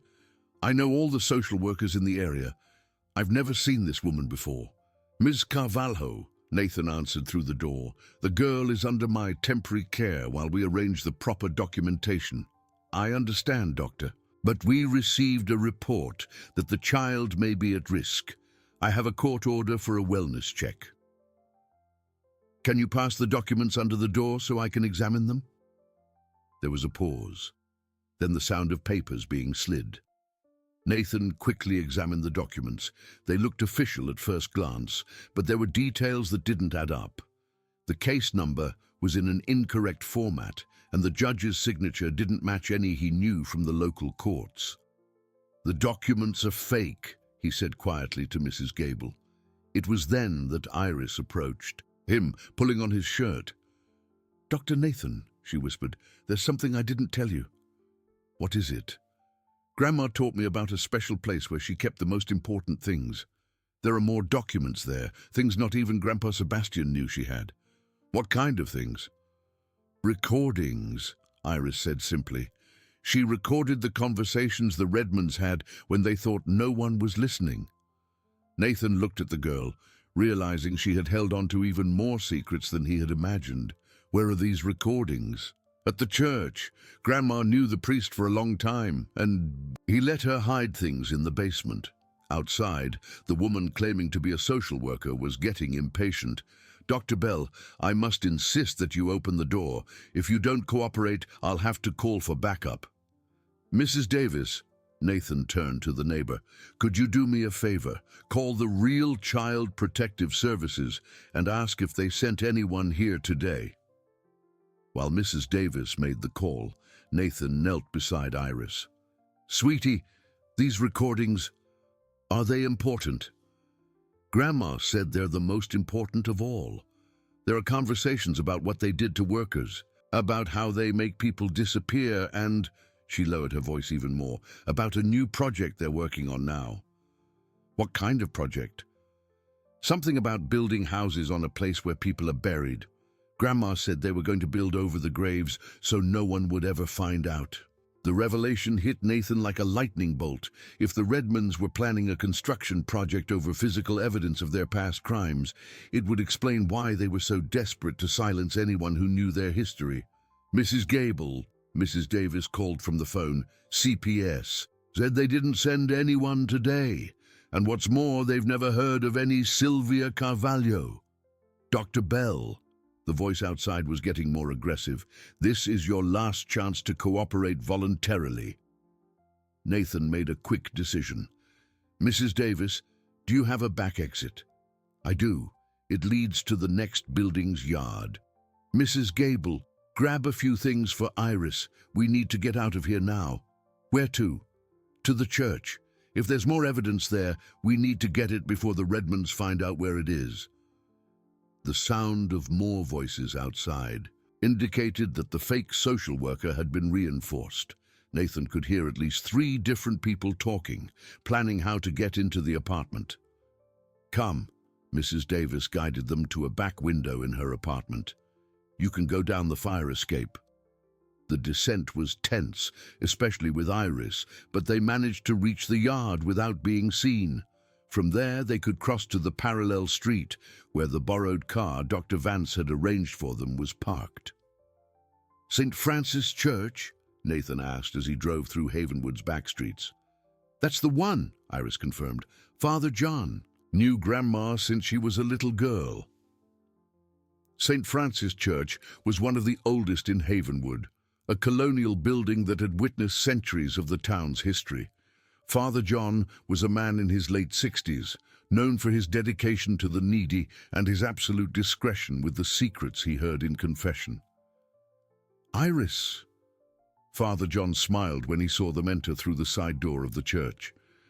"What a joy to see you, my child. I was worried about you." "Father John, this is my Uncle Nathan," Iris made the introductions. "He came to get me just like Grandma said he would." The priest examined Nathan carefully, then nodded as if he had reached a satisfactory conclusion. "Isabella spoke a lot about you, Dr. Bell. She said that one day you would find out the truth and come to take care of Iris. Father, Iris told me there are materials stored here, materials that Isabella left." "Ah, yes. She asked me to keep a few things for her in case anything happened." The priest looked around the empty church, then gestured for them to follow him. "Come, I'll show you." The church basement was a large space that served as a storage area and a place for community meetings. In one corner, hidden behind boxes of Christmas decorations, was a small, old safe. "The combination is Iris's date of birth," Father John explained, handing a piece of paper with numbers to Nathan. When the safe opened, it revealed not only cassette tapes and some additional photographs, but also a set of documents that made Nathan's heart race. They were architectural plans for a new residential development, but the plans clearly showed that the construction was to be done on an area marked as industrial disposal. Area, 1970s, 1985. "My God," Nathan murmured, examining the documents. "They're literally building over the victims' bodies." Isabella found this out while working in their house, Father John explained. She was cleaning Edward Redmond's office and saw these plans, along with reports on the proper disposal of problematic materials. One of the cassette tapes had a handwritten label, Edward and Carla, December 2023. Nathan put the tape into an old recorder the priest kept in the basement. The audio quality wasn't perfect, but the voices were clear enough to be identified. It was Edward Redmond talking to his daughter, Carla, about the construction project. "Are you sure there won't be any problems building there?" Carla's voice asked. "There won't be any problem at all. It's just a few workers who got sick in the 80s, and since we didn't have to officially report the deaths at the time, there are no records connecting that site to our company." "And what if someone asks questions?" "Who's going to ask questions?" Sebastian Bell was the only one who knew anything, and he kept quiet for 40 years before he died. His daughter died too, and the granddaughter is just a kid, living on the streets. "Still, Dad, it's risky." "The risk is worth it. That land is worth a fortune, and we'll be able to clean up our family image by building low-income housing there. They'll call us community benefactors." The recording continued for a few more minutes, detailing not only the construction project, but also methods they had used over the years to silence people who asked inconvenient questions.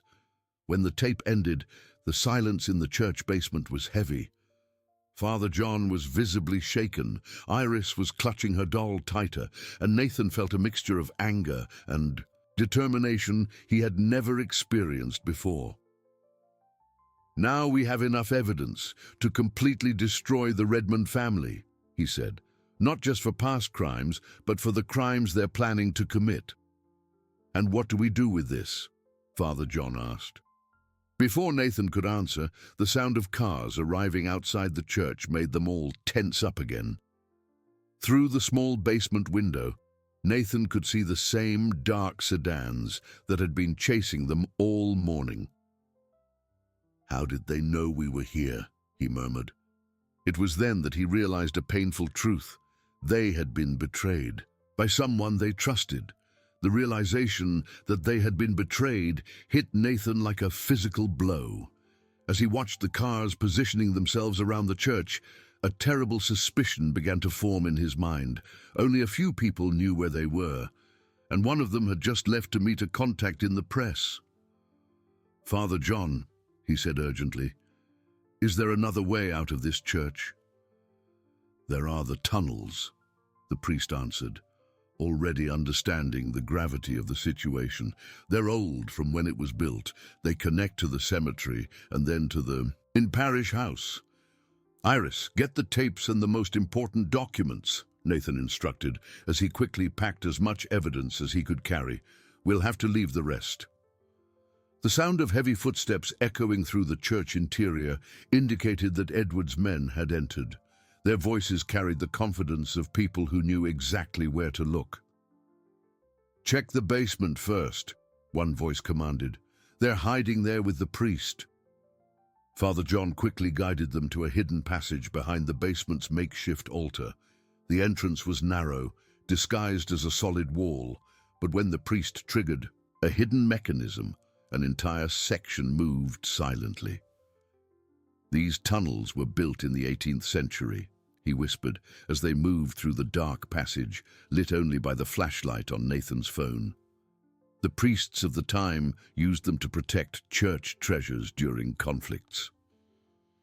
As they walked through the damp tunnel, Nathan couldn't stop thinking about how the Redmonds had discovered their location so quickly. The only logical explanation was that someone close to them was feeding them information. "Dr. Nathan," Iris whispered, pulling on his shirt. "There's something you need to know about Aunt Brenda." Nathan's heart stopped for a moment. "What do you mean?" "When Grandma told me about our family, she said the Redmonds always place people close to their victims, people who seem like friends, but are actually spying." "Iris, are you suggesting that Brenda—" "I don't know," the girl answered honestly, but Grandma taught me that when something seems too good to be true, there's always a hidden reason.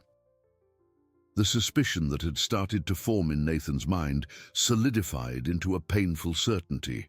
Brenda had appeared in his life exactly 3 years ago, just a few months after the Redmonds likely discovered that Sebastian had passed away and left evidence behind.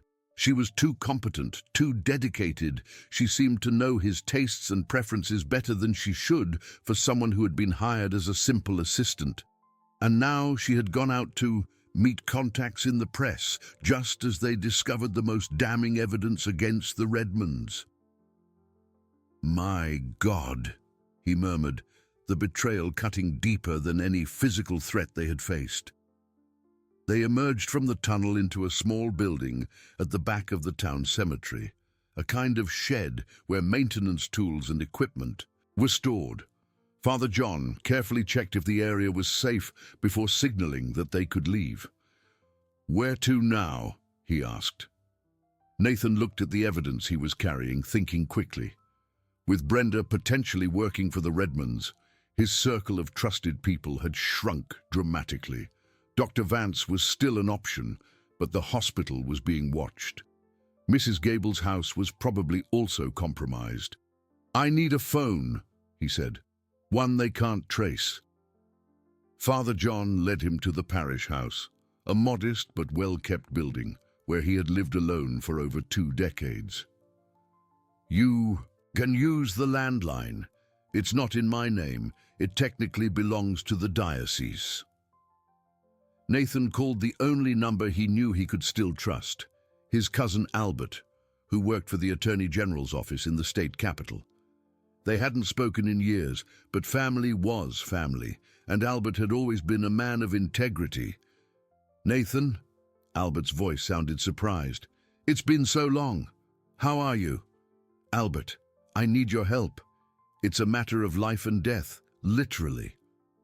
The urgency in his voice made Albert immediately serious. "What's going on?" Nathan quickly explained the whole situation. The discovery about his father, the evidence against the Redmonds, the threats, and now the suspicion that he had been infiltrated from the beginning. Albert listened in silence, asking only a few pointed questions. "Nathan, this is huge. If the evidence you have is authentic, we're talking about crimes ranging from industrial negligence to homicide. And there's more. They're planning to build a residential development over the victims' bodies to permanently hide the evidence. My God, look, I need you to come to the state capitol immediately. Bring all the evidence. I'm going to mobilize an investigation team and ensure protection for you. How can I be sure it's safe? Because I'll meet you personally at the bus station. And Nathan, don't trust anyone else there until you get here. No one." After hanging up, Nathan turned to Father John. "We need to get to the bus station without being seen. Is it possible?" "It is, but it'll be risky. They're probably watching all the main routes." It was then that Iris spoke up again. "I know a way. Grandma taught me all the hidden routes in town." For a 4-year-old, Iris had an impressive knowledge of Havenwood's urban geography. She guided them through alleys, vacant lots, and passages between buildings that not even Nathan, who had lived in the town his whole life, knew existed.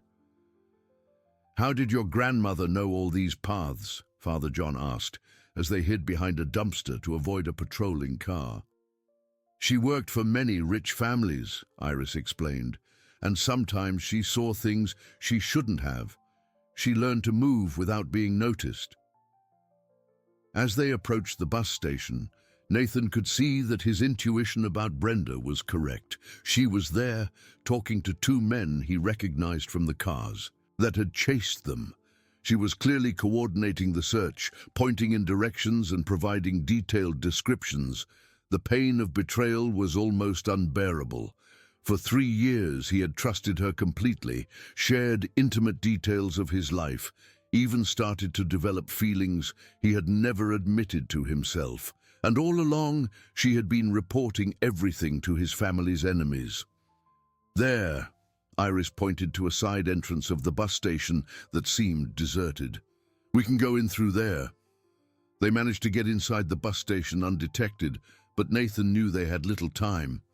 Albert had said he would arrive on the next bus from the capital, which was scheduled to arrive in 15 minutes. While they waited, Iris sat beside him, still holding her rag doll. "Dr. Nathan, are you sad because of Aunt Brenda?"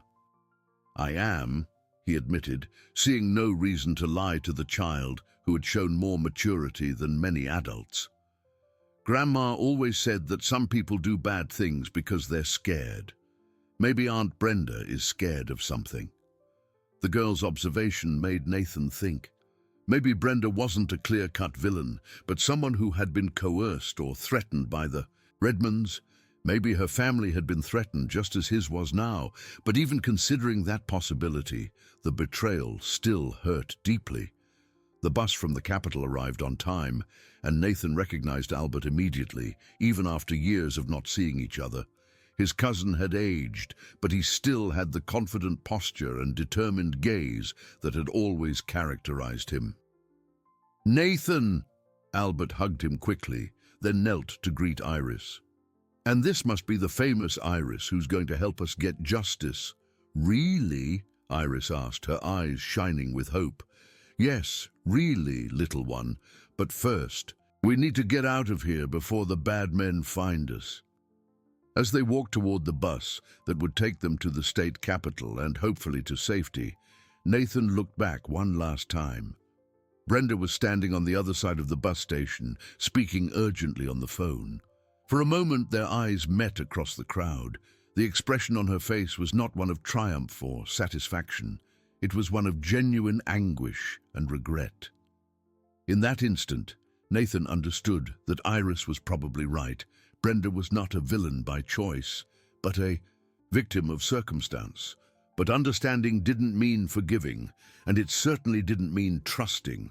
As the bus pulled away from Havenwood, carrying them toward an uncertain but hopeful future, Nathan held Iris's small hand and silently promised that, no matter what happened, he would ensure the truth about his family finally came to light, and that those responsible for decades of suffering would finally face the consequences of their actions. 6 months after arriving in the state capital, Nathan watched the quiet traffic on Main Avenue from the window of his new office. Life had changed drastically since that rainy morning when Iris burst into his old shop, but he had finally found a stability he hadn't known was possible. The Attorney General's investigation had been meticulous and devastating for the Redmond family. The evidence collected by Sebastian, combined with Isabella's recordings and Albert's work, resulted in criminal charges that included industrial negligence, manslaughter, obstruction of justice, and fraud. The construction project on the old disposal site was immediately halted, and excavations revealed exactly what the evidence had suggested. Edward Redmond and his daughter Carla were arrested, along with several associates who had participated in the cover-up over the years. The old factory was turned into a memorial for the victims, and a compensation fund was established for the affected families. "Dr. Bell," the voice of his new assistant Martha interrupted him. "Your 3 o'clock appointment is here." "Thank you, Martha. Can you ask them to wait a few minutes?" Nathan was still getting used to the new routine. Martha was a 50-year-old woman, a mother of 3, with impeccable references and no possible connection to his past life. Trust was something he was slowly rebuilding. The office door opened, and Iris ran in, wearing a new dress and carrying a colorful school backpack. Now 5 years old, she had transformed into a vibrant and confident child, though she still retained the precocious wisdom that hardship had taught her. "Uncle Nathan, look what I learned in school today." She opened her backpack and pulled out a drawing, no longer the sad, trapped bird she used to draw, but a colorful house with a smiling family in front. "It's beautiful, sweetie. Who are these people?" "It's us. You, me, and Grandma Gable." Iris pointed to each figure in the drawing. The teacher said that family isn't just who you're born with, but who you choose to stay with. Mrs. Gable had also moved to the capital, officially to help care for Iris, but in reality because she had become an essential part of the small family they had formed. She worked part-time at the office, organizing files and bringing her maternal touch to the professional environment. "And there's a surprise," Iris continued, her eyes shining with excitement. "Someone came to visit you." Before Nathan could ask who it was, the door opened again. Brenda entered hesitantly, visibly nervous but determined. She looked different, thinner, with a more mature expression, but her eyes still held the kindness he remembered. "Hi, Nathan," she said simply. "Brenda." He couldn't completely hide the coldness in his voice, although months of therapy had helped him process the betrayal more rationally. Can I sit?" Nathan nodded, indicating one of the chairs. Iris stood close to him, as she always did when she sensed tension, but showed no fear or hostility toward Brenda. "I came because I need you to know the truth," Brenda began, her hands trembling slightly. "About why I did what I did." "I'm listening." "My mother was sick. Stomach cancer. The treatments were expensive, far beyond what we could afford." Brenda paused, fighting back tears. "Edward Redmond approached me 3 years ago, said he knew about my family's situation. He offered to pay for all the treatments if I agreed to work for you and report on your activities. For 3 years you spied on me. For 3 years I tried to find a way out of that situation without my mother dying." Brenda's voice broke. "But the more I got to know you, the more I hated myself for what I was doing." Nathan watched his former assistant, seeing the genuine suffering in her eyes. "And when we found the warehouse, I tried to mislead them. I reported that you had become interested in the evidence, but I said it was just historical curiosity, nothing serious." Brenda wiped her eyes with the back of her hand. "But when they realized you were taking it seriously, they pressured me to find out where you were hiding. And you gave them our location." "No!" The denial came with surprising force. "I never told them where you were. They found out because they put trackers on the car Dr. Vance lent you. I just confirmed it when they already knew." Iris approached Brenda, studying her face with the same intensity she had studied Nathan when she first met him. "You're sorry," she declared. It wasn't a question, but an observation. "Very sorry," Brenda replied, looking directly at the girl, "and you have every right to hate me." "I don't hate you," Iris said simply. "Grandma taught me that good people sometimes do bad things when they're very scared." The child's observation echoed what she had said months before at the bus station. Nathan felt something loosen in his chest, an anger he had been carrying finally beginning to dissolve. "Your mother?" he asked. "She's fine. The treatments worked. She's in complete remission." Brenda smiled through her tears. "And I never accepted a cent from the Redmonds after you found out the truth. I worked as a waitress to pay for the last chemotherapy sessions." "Why did you come here today?" "Because I needed you to know that not all of it was a lie. My respect for you, my concern for Iris, the way I felt working at the shop, all of that was real." Brenda stood up as if preparing to leave. "And because I wanted to apologize in person." "Brenda!" Nathan stood up too. "What are you going to do now?" "Go back to Havenwood, take care of my mom, maybe try for the psychology degree I always dreamed of." She looked around the new office, noticing how he had kept the same meticulous organization. "You've built a good life here." "We built it," Nathan corrected, placing his hand on Iris's shoulder.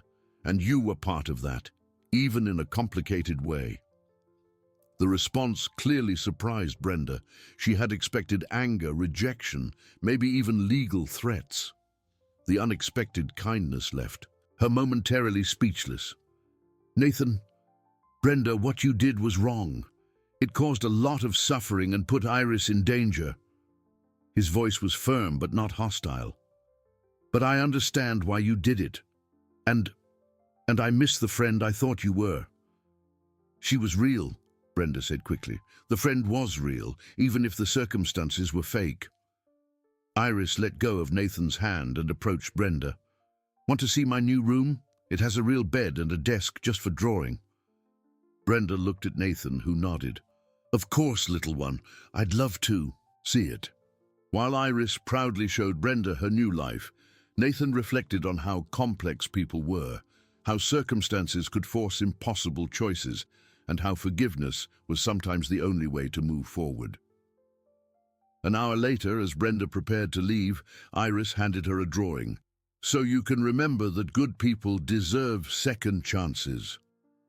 The drawing showed two women, one older and one younger, smiling side by side.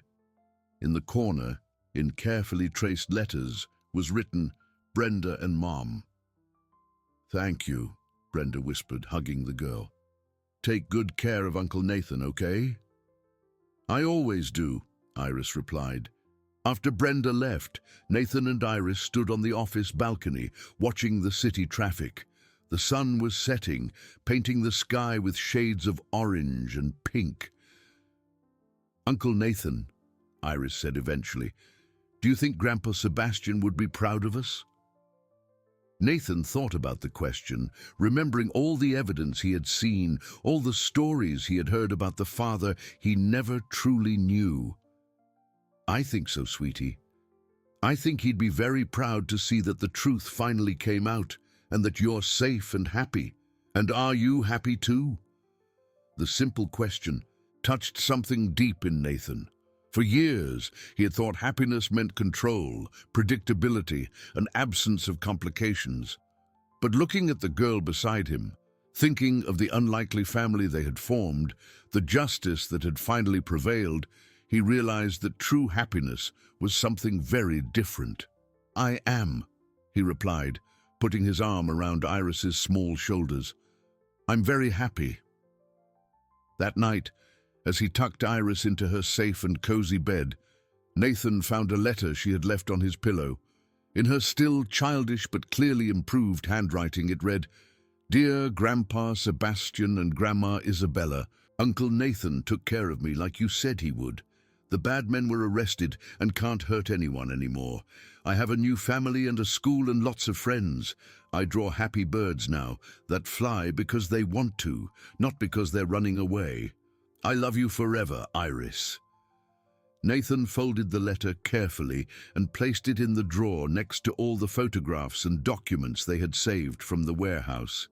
It was the closing of a cycle that had begun decades earlier, when a good man was forced to make impossible choices to protect his family. Sebastian Bell had lost his freedom to keep his son safe. Isabella had risked everything to document the truth, and Iris had found the courage to seek help when there was no one left. Each generation had paid a price, but finally, the debt was settled. And for the first time in his life, Nathan Bell fully understood what it meant to belong to a family, not just by blood ties, but by choices of love, protection, and mutual sacrifice. As he turned off the lights in the office, preparing to go home where Mrs. Gable was, waiting with dinner ready and Iris already sleeping safely, Nathan smiled. He had everything he had always been searching for without ever knowing he was looking. He had a family. If you liked this video, please subscribe to my channel. I promise to bring you videos every day that will make your life happier. Let me know what you thought of my story with a rating from 0 to 10, and thank you so much.